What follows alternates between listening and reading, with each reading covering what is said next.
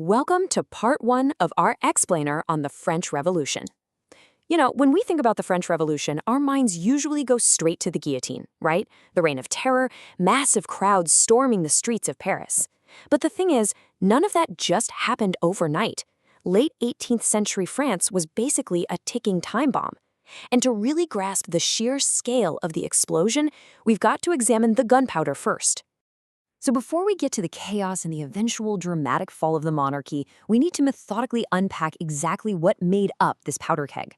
We're going to look at the deep structural inequalities, the crippling economic realities, and some powerful new ideologies that all magically collided at the exact same moment to spark a revolution. Okay, let's dive right into our roadmap for how we're building this context. We'll be looking at 1. The Ancien Régime, 2. Internal collapse, 3. Global catalysts, and 4. The fractured power. Let's start with Section 1, the Ancien Régime, or a rigged system. The Ancien Régime, literally the old regime, was the system governing France before 1789. Think of it as an absolute monarchy where the king held supreme, unchecked authority, totally propped up by a rigid, legally enforced feudal structure. You couldn't just hustle and work your way up the ladder back then. Your entire life, your rights, and, crucially, your tax burden were locked in at birth. To see how rigged it really was, just look at the sheer disproportion of the population. The Ancien Régime legally split society into 3 distinct classes, or estates. You had the first estate, the Catholic clergy, making up barely 1% of the population. Then the second estate, the nobility, hovering right around 2%. And then there's the massive third estate, which made up a staggering 97 to 98% of everyone else in France. And this brilliantly illustrates the incredible inequity of the whole setup. While the clergy and nobility were barely 3% of the people, together they owned over a third of all French land. The clergy held nearly 10%, and the nobility grabbed up to 25%. And it gets worse. Not only did they control the wealth and completely monopolize all the high-ranking government and military jobs, but they were also legally exempt from almost all direct taxes. The clergy, for example, collected a mandatory 10% tax on crops from the people, but they paid practically 0 direct taxes to the state themselves. They just offered an occasional totally voluntary gift to the king. Must be nice, right? That meant the massive third estate was left footing the entire bill for the country. But this wasn't just one big unified group, it was incredibly diverse. At the top, you had the bourgeoisie. These were wealthy, educated professionals like lawyers and bankers who had the cash, but absolutely 0 political power or social status. In the middle were the urban workers, artisans, and shopkeepers who were dealing with crushing wage stagnation.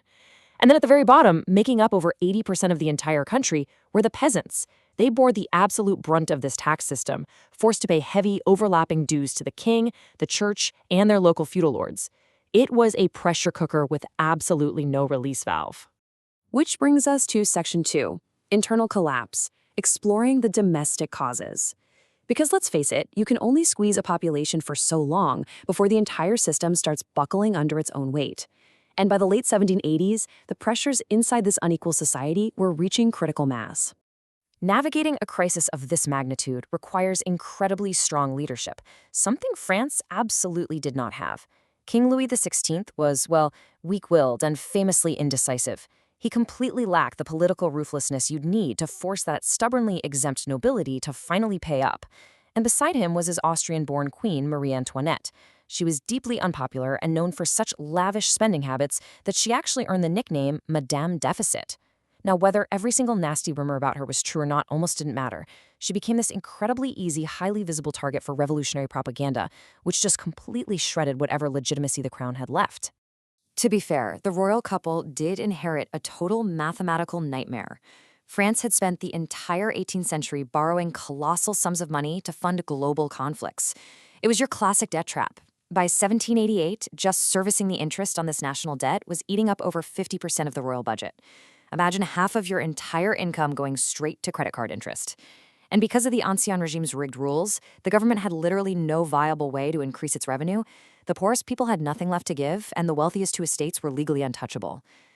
So, the crucial takeaway here boils down to a single devastating number: 80%. At the exact moment the government was going totally bankrupt, the weather turned against them. Severe droughts and a massive hailstorm in 1788 just decimated crops across France. This triggered a terrifying grain shortage, causing the price of bread, which was the absolute staple of the working class diet, to skyrocket. It got so incredibly bad that an urban worker had to spend up to 80% of their daily income just to buy enough bread to survive. Starvation set in, sparking widespread food riots known as the Flour Wars. People weren't just angry anymore, they were starving.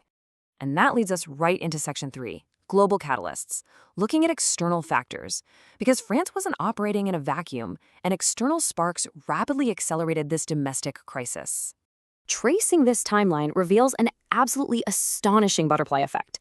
Back in 1783, a massive volcano called Laki erupted over in Iceland. The resulting volcanic ash cloud actually swept all the way across Europe, drastically disrupting global weather patterns and contributing to those severe anomalies and crop failures that pushed the French peasantry into starvation by 1788. It is just a wild example of how an environmental disaster thousands of miles away can literally help topple an absolute monarchy.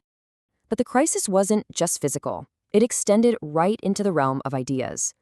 While the climate was shifting, so was human thought. The Enlightenment was this major transnational intellectual movement that started completely dismantling traditional authority. You had English philosophers like John Locke advocating for natural rights, and French thinkers like Voltaire, Montesquieu, and Rousseau amplifying these concepts. They really popularized the social contract, the radical idea that a ruler only governs by the consent of the people, not by some unquestionable divine right. This gave an angry, starving populace the exact intellectual framework they needed to finally challenge hereditary privilege. And they didn't just have theories, they had a real-world example playing out across the Atlantic. France basically bankrupted its own treasury by heavily supporting the American colonists against Great Britain. But ideologically, the American Revolution served as a massive, practical proof of concept. French soldiers, like the Marquis de Lafayette, fought in America and returned home completely fired up. They brought back first-hand proof that a successful uprising against a king to create a constitutional republic wasn't just some philosopher's pipe dream. It was actually doable. Which brings us to our final act for today, Section 4, the fractured power and the rise of competing centers. The old world shatters, and power shifts away from the absolute monarchy.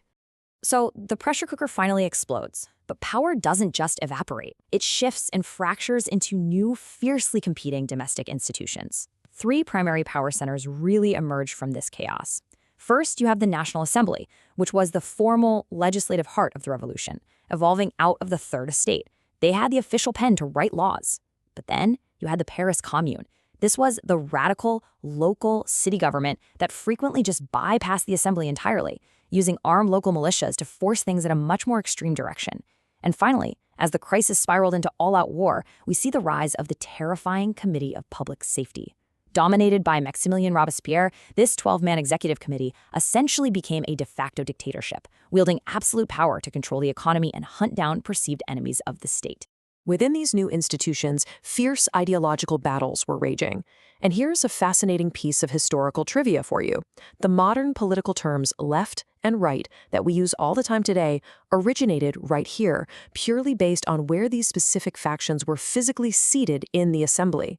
On the right side of the room sat the Feuillants, who favored preserving traditional structures and wanted a constitutional monarchy that protected the king. In the middle and center left were the Girondins, who were moderate revolutionaries wanting a republic but who deeply feared violent mob rule. And seated high up on the radical left were the Jacobins. Allied with the urban poor, they demanded the execution of the king and total state control of the economy. We're not taking sides here, just neutrally observing the historical origin of these terms to show how drastically the vision for France's future had splintered. Of course, high-level ideological debates in fancy government halls mean absolutely nothing without some muscle on the ground, and that is exactly where the sans-culottes came in. The term literally means those without knee breeches, because they wore the long, practical trousers of the working class instead of the fancy silk culottes of the wealthy. They were the militant, working-class radicals of Paris. Whenever the politicians needed to force a major event, from the storming of the Bastille to the eventual execution of the king, it was the sans-culottes driving the physical violence and riots in the streets. They were the gritty, grassroots muscle of the revolution.